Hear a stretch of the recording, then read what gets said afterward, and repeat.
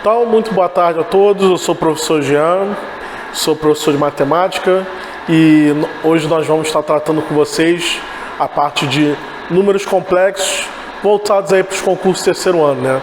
AFA, EFON, SPSEX, Escola Naval. Então, vamos começar aqui. Parte de números complexos, a gente começa falando sobre a unidade imaginária, que é o número I, tá? A gente lembra que nos números reais nós não temos raízes de números negativos. E aí a gente vai expandir o conceito de números reais utilizando esse número I, que será equivalente a raiz de menos 1. Se a gente está definindo I como raiz de menos 1, então automaticamente, elevando ao quadrado, nós teremos que I ao quadrado igual a menos 1. Há uma discussão grande sobre isso, que em números complexos e em números reais há uma diferença no tratamento do que é uma raiz, tá? A gente lembra que em números reais, por exemplo, raiz de 9 é igual a 3, é um resultado único. Só que aqui em números complexos, a gente vai ver que a raiz de um número complexo pode dar mais de um resultado diferente, tá? Só que isso a gente vai tratar parte mais avançada do curso. Para nós, por enquanto, para começar, a gente vai ficar só com essa definição. A gente vai usar I como raiz de menos 1 e vai usar o fato de que I ao quadrado igual a menos 1.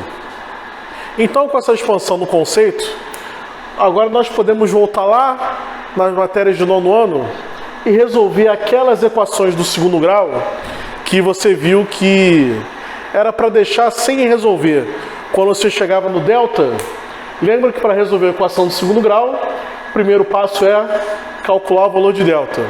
E aqui que você fazia até aquele momento. Quando o delta desse um número negativo, você apenas dizia que a equação não tinha soluções reais. Mas como é que a gente vai resolver esse problema dessa vez? Então vamos resolver essa equação do segundo grau aqui. Vamos ver o que acontece quando a gente resolve essa equação do segundo grau. Então na hora de calcular o delta, agora nós teremos o B vale menos 4, então menos 4 ao quadrado, menos 4 vezes o A é igual a 1 e o C é igual a 13. Então, fazendo as contas, o delta vai dar 16, menos 4 ao quadrado vai ficar 16, 4 vezes 13, 52, portanto, 16 menos 52, nós teremos que o delta vai dar menos 36.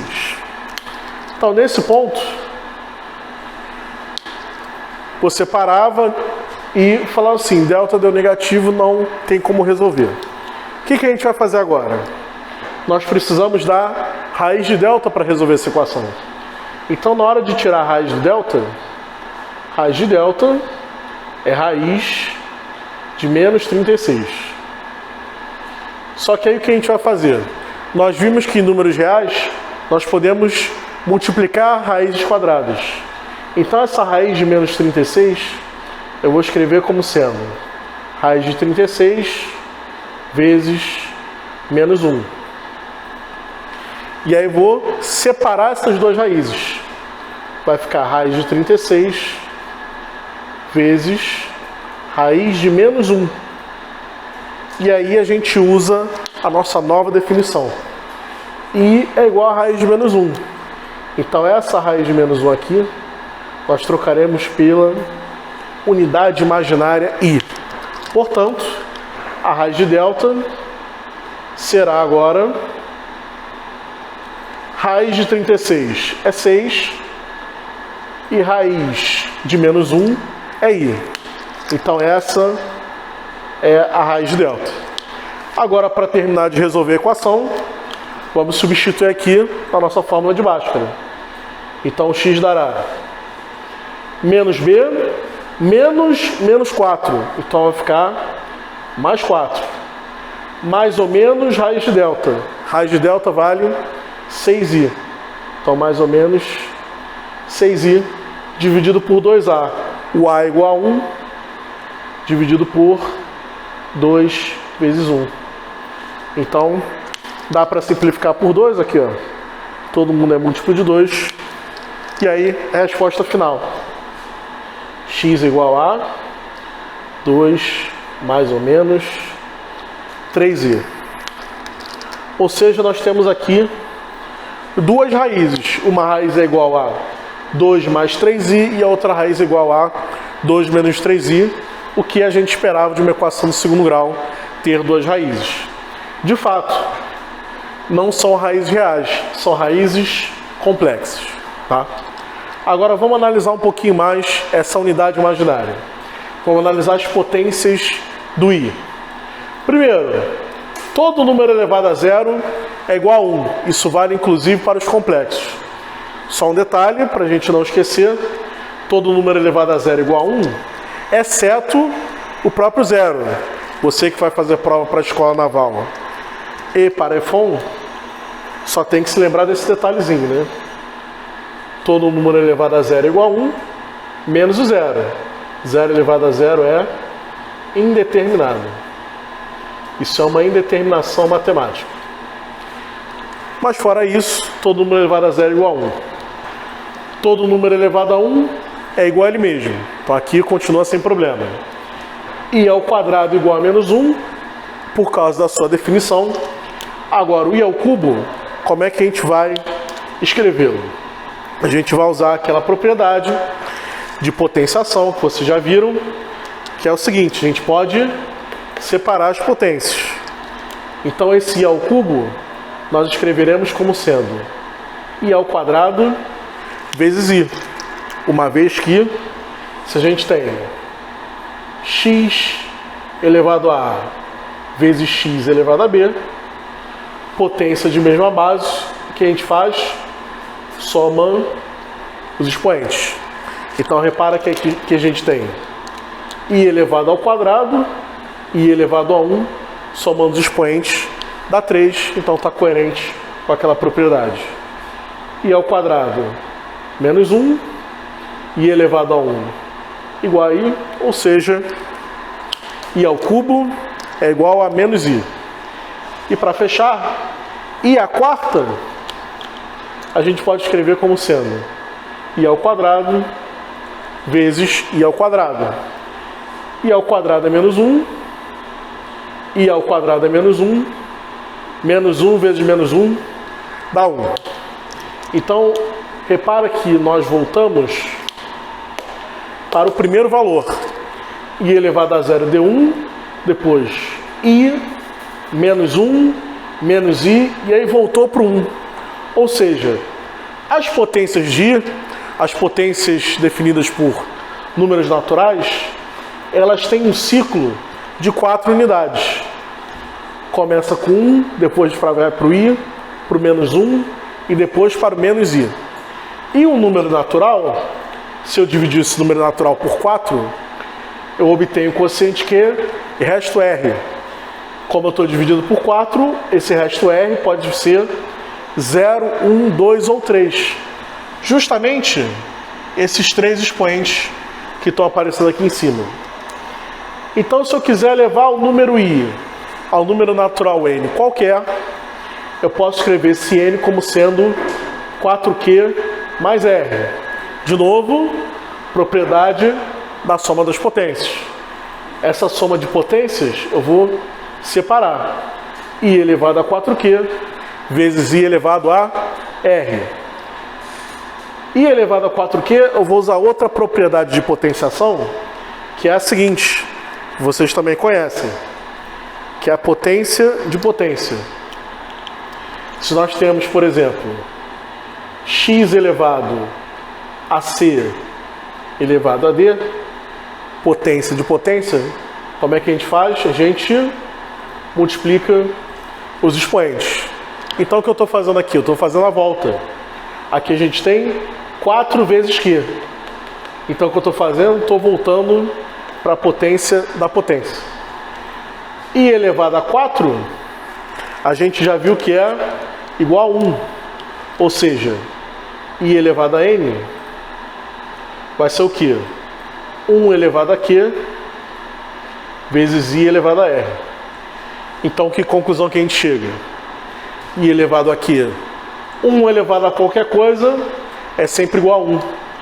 Ou seja, a nossa conclusão é de que o número i elevado ao número n é exatamente igual a i elevado a r. E quem é esse r? 0, 1, 2 ou 3 é o resto da divisão por 4. Ou seja, não importa o tamanho do número que ele coloque aqui no expoente. Basta fazer o quê? Vai pegar o expoente, vai dividir por 4 e vai achar o resto. Então tá ali, i elevado a 2019. Então qual seria a nossa solução? 2019, vou dividir por 4. Começando aqui. Aqui vai dar 5. Resto 0. Baixo 1. 19. 4 vezes 4, 16. E resto 3. Ou seja, qual a conclusão que a gente chega? Que i elevado a 2019 é a mesma coisa que i elevado ao cubo. E ao cubo a gente sabe que vale menos i. Então, tá aí a resposta. Agora, se você quiser fazer mais fácil ainda, se dividir o número por 4 não é fácil o suficiente, sabe o que você faz? Olha só para os dois últimos números. Se eu quero dividir um número por 4, quero saber o resto da divisão, basta olhar para os dois últimos algarismos. Veja só. 19 dividido por 4. 4 vezes 4, 16. E resto 3. Está aqui, ó. Mesmo resto. Então ele pode botar um expoente aqui com 100 algarismos. Não importa. O que você faz? Olha só para os dois últimos. Divide os dois últimos por 4. Pega o resto e faz a conta de uma maneira mais simples. Tá bom? Agora vamos dar uma avançada aqui na matéria. Falar da forma algébrica. Esse símbolo, a letra C, com traço, representa o conjunto dos números complexos. Tá? Então a gente diz que o número Z é um complexo se ele pode ser escrito dessa forma. A mais BI. O A gente vai chamar de parte real e o B, que é a parte que está junto do I, a gente chama de parte imaginária. Tá? E aí a gente tem algumas propriedades. Por exemplo, o número Z vai ser um número real quando ele não tiver parte imaginária. Ou seja, quando a sua parte imaginária for 0. E a gente diz que Z é um número imaginário puro quando ele não tem parte real, A igual a 0. Mas aqui vai entrar uma outra condição importante que já caiu em prova. A EAR, por exemplo, cobrou isso explicitamente. Para um número ser imaginário puro, não basta a parte real ser 0. A parte imaginária não pode ser igual a 0 também. Porque se a parte real e a parte imaginária forem ambas iguais a 0, aí o número fica igual a 0, ele deixa de ser um complexo. Tá? Então, muito cuidado para a condição do número ser imaginário puro com esse E. Se ele é real, só precisa de uma condição. Para ser imaginário puro, precisa de 2. Tá?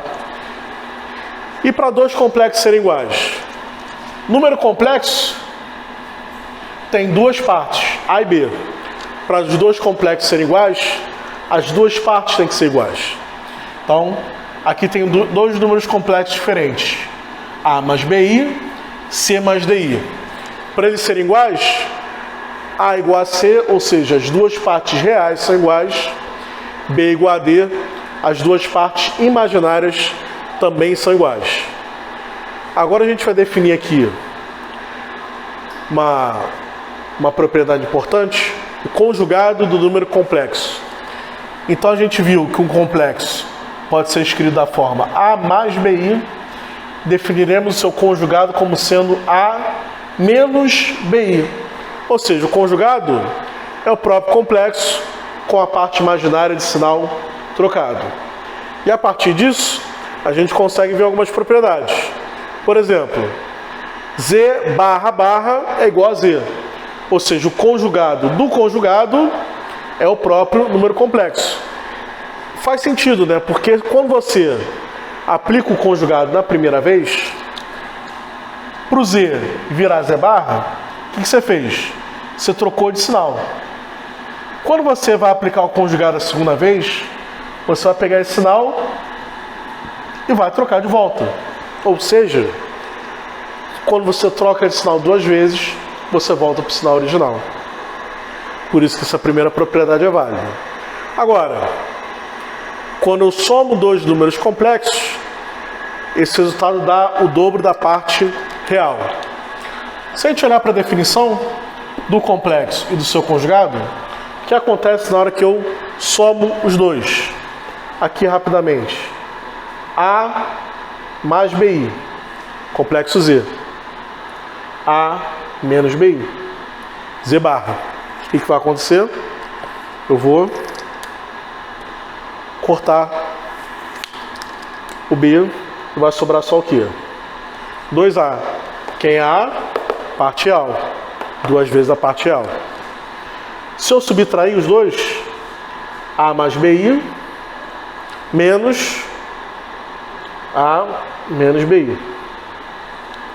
O que acontece agora? Quem vai cortar vai ser o A. Vai sobrar quem? Menos com menos vai dar mais. 2B I. B, parte imaginária, vezes I.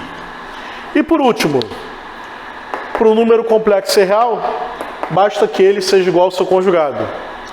Qual a única maneira de um número complexo ser igual ao seu conjugado? Aqui a gente está vendo a parte real igual a parte real. Como é que essa parte imaginária vai ser igual a essa parte imaginária? Você precisa de um número que B seja igual a menos B. Ou seja, você precisa de um número que mais ou menos não faça diferença. O único número onde isso é possível é o zero. Então está aqui, ó. Quando B é igual a zero. Só que quando B é igual a zero, o número é real. Então, está demonstrada a propriedade. Então essa é a primeira parte do nosso modo de complexos. Tudo bem?